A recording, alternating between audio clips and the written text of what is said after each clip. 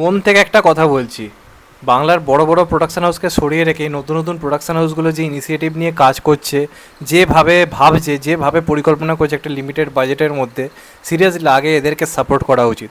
আগে এদেরকে মন থেকে স্যালুট জানানো উচিত। তো বাংলাতে আমরা বারবার বলছি নতুন হিরোর অভাব, কোনো বড় প্রোডাকশন থেকে নতুন হিরো তুলে আনার চেষ্টা করা হচ্ছে না, তাকে লঞ্চ করা যেতে পারে। এদিকে চোখের সামনে কিন্তু অনেক হিরোদেরই আমরা দেখতে পাচ্ছি যাদের ফিগার ভালো, যাদের লুক ভালো, যাদের মধ্যে একটা অ্যাটিটিউড রয়েছে, কিন্তু তাদেরকে ইউজ করা হচ্ছে না। ইউজ করা হলো তাদেরকে মূলত সাইড ক্যারেক্টার হিসেবে নেওয়া হচ্ছে, মেন চরিত্রে আমরা বড় কাউকে দেখতে পাচ্ছি। তো যে কারণে আলাদা করে এদেরকে নিয়ে আলোচনা, যেমন ধরো জন ভট্টাচার্য, অদ্রিত, এদের মধ্যে কিন্তু ট্যালেন্ট রয়েছে। সেরকমই একজন ট্যালেন্ট হচ্ছে রোহান। রোহানকে তোমরা সিরিয়ালে দেখেছো, এর আগে বহু কাজ করতে, বেশ কিছু সিরিয়াল করেছে। যদিও আমি খুব একটা সিরিয়াল দেখি না বলে সিরিয়াল আর্টিস্ট হিসেবে ওকে খুব একটা আমি চিনতাম না। ওকে চিনেছি আমি বাঘাযতীন থেকে।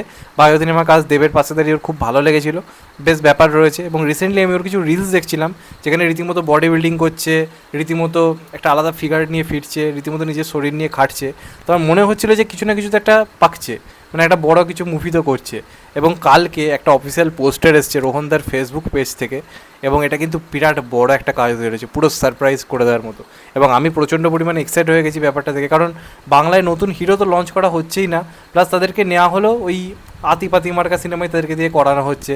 তার থেকে বেশি তাদেরকে দিয়ে খুব একটা কিছু করানো হচ্ছে না, হালকা একটা সীমাবদ্ধ জিনিসের মধ্যে আবদ্ধ করে রাখা হচ্ছে। যে কারণে তারা যে বড় কিছু একটা করবে, তাদেরকে দিয়ে যে খাদানের মতো কিছু একটা ভাবা হবে, এই জিনিসগুলোর একটা অভাব কিন্তু বাংলা ইন্ডাস্ট্রিতে বরাবরই রয়েছে। তো তারই মধ্যে কালকে সিনেমাটার নাম হচ্ছে ব্রহ্ম অর্জুন। এটা মূলত রিলিজ করতে চলেছে মে মাসে, যেখানে আমরা রোহন থেকে পুরো একজন অ্যাকশন হিরো হিসেবে দেখতে পারবো। তো তার একটা অফিসিয়াল কিন্তু পোস্টার এসেছে, দেখো জাস্ট জাস্ট পোস্টারটা তোমরা দেখো, বুঝতে পারবে পোস্টারটা কোন স্কেলের করেছে। এছাড়া তোমরা রোহনদার পেজে যাও, আরও ভালোভাবে পোস্টারটা বুঝতে পারবে। পুরো সে একটা ভালো লেভেলের কিন্তু পোস্টার হয়েছে। পোস্টারটা কিন্তু যে এডিটিং, এটা খুব সুন্দর হয়েছে।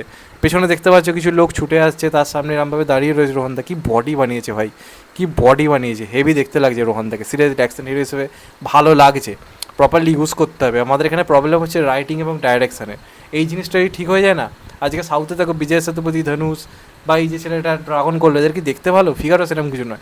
রাইটিং এবং ডাইরেকশান এত ভালো যে ওরা নিজেদেরকে আলাদা লেভেলে নিয়ে যায়। তো এখানে সেই ডাইরেকশান এবং রাইটিংটা এই সিনেমার ক্ষেত্রে যেন ভালো হয়, সেটা আমি মন থেকে চাইবো, এবং আশা করছি হবে। কারণ পরিচালকের নাম হচ্ছে সৌভিক দে।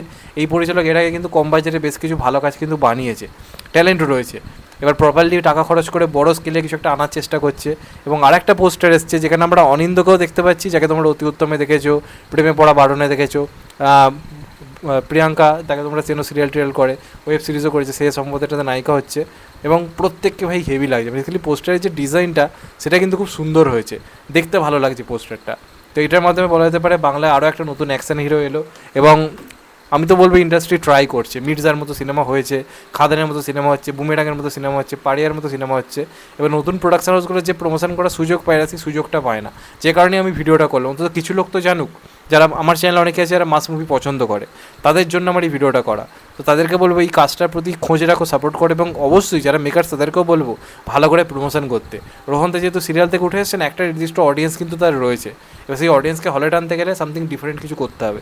তো সেই পোস্টারটার মধ্যে কিন্তু সেই ডিফারেন্ট ব্যাপারটা কিন্তু রয়েছে। তো আমার বেশ ভালো লেগেছে পোস্টারটা। আমি মূলত খাকি নিয়ে আজকে ব্যস্ত ছিলাম, তা সত্ত্বেও এই পোস্টারটা চোখে লাগলো, এবং মনে হলো এটা নিয়ে কথা বলা অবশ্যই দরকার। আমরা বারবার বলছি নতুনদের নিয়ে কথা বলা উচিত, সেখানে যখন নতুনরা কিছু করছে তখন তো চুপ করে থাকলে মুশকিল। এই যেমন আমাদের সিনেবাপ একটা সিনেমা আছে খাঁচা বলে, সেটাও কিন্তু মাস কমার্শিয়াল মুভি।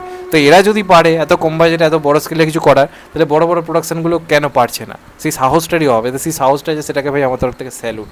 এবার চাইবো মন থেকে কাজটা ভালো হোক, রোহনদা একটা ভালো স্টার হিসেবে উঠে আসুক, তার মধ্যে সেই ব্যাপারটা রয়েছে, তাকে দেখতে ভালো, তার ফিগার ভালো। এবার দেখা যাক লাস্ট অব্দি কী হয়। তো এটাই বলার, চ্যানেলটা নতুন হলে চ্যানেলটা সাবস্ক্রাইব করে দিও, and get the bell icon. ভালো থেকো সবাই, টেক কেয়ার, নমস্কার, আবার দেখাবে। এখন সবাই ভালো থেকো, নমস্কার, টেক কেয়ার, আবার দেখা হবে।